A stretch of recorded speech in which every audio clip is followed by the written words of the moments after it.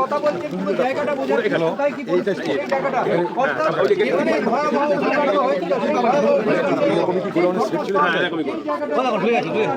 সেই জায়গাটা কি দাঁড়িয়ে আছে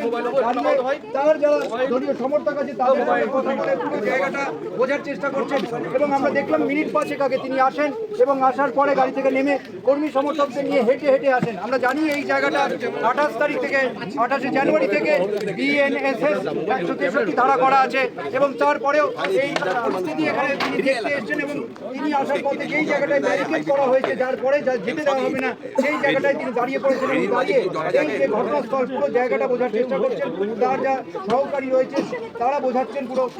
দলের যারা অন্যান্য নেতৃত্ব তারা বোঝাচ্ছেন যে ঘটনাটা কি হয়েছে এবং কোন কোন জায়গায় অভিযোগ হয়েছে। সহকর্মী পার্থপ্রতিম রায় সেই দৃশ্য দেখাচ্ছে।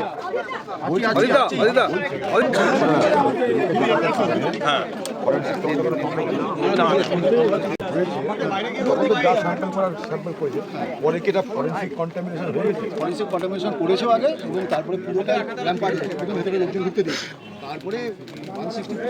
পড়ে যাবো না এটা হচ্ছে বাইরে থেকে তালা বন্ধ করে এই মানে একদম জ্বালিয়ে দেওয়া হয়েছে, চতুর্গৃহের মতো জ্বালিয়ে দেওয়া হয়েছে। তৃণমূলের অপরাধীরা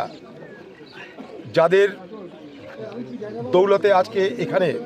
এই ধরনের শিল্প গড়ে ওঠে, এই ধরনের ব্যবসা গড়ে ওঠে অনিয়ন্ত্রিত, যেখানে কোনো রেগুলেশন নেই, না সেখানটায় ফায়ার ব্রিগেডের কোনো অনুমতির দরকার, না সেখানটায় অগ্নি নির্বাপক ফায়ার এক্সটিংগুইজার যাকে বলি তার কোনো প্রয়োজন না, কী ধরনের কারখানা কী ধরনের বাণিজ্য হচ্ছে তার জন্য বিবরণ, কে মালিক, তার আন্ডারে কতজন ছিল, সে রেজিস্টার কোথায়, তারা কোথায় ইএসআই ছিল কিনা, ইন্স্যুরেন্স ছিল কিনা, তাদের এমপ্লয়মেন্ট রেজিস্টার কিনা কিছু জানা নাই। তাহলে শহরের বুকে কিভাবে এরকম শিল্প এরকম বাণিজ্য চলছে যেখানটায় মালিকের কাছে তার কর্মচারীদের তালিকা থাকে না, প্রশাসন জানে না কত কর্মচারী এখানে ছিল, মালিক কে, সে মালিক কোথায় তাও সবাই জানে না, একটা না আরও মালিক তাও আমরা সব জানি না। কি করে তারা এখানটায় অনুমতি পেল, কার দৌলতে, তার কোনো তদন্ত নেই, তার কোনো ব্যাখ্যা নেই। মাঝখান থেকে বাংলার মুখ্যমন্ত্রীকে যখন সব থেকে আগে শোক প্রকাশের জন্য কালো ব্যাজ পরে তার এই নাজিরাবাদে আসা উচিত ছিল, তখন সে দিল্লিতে গিয়ে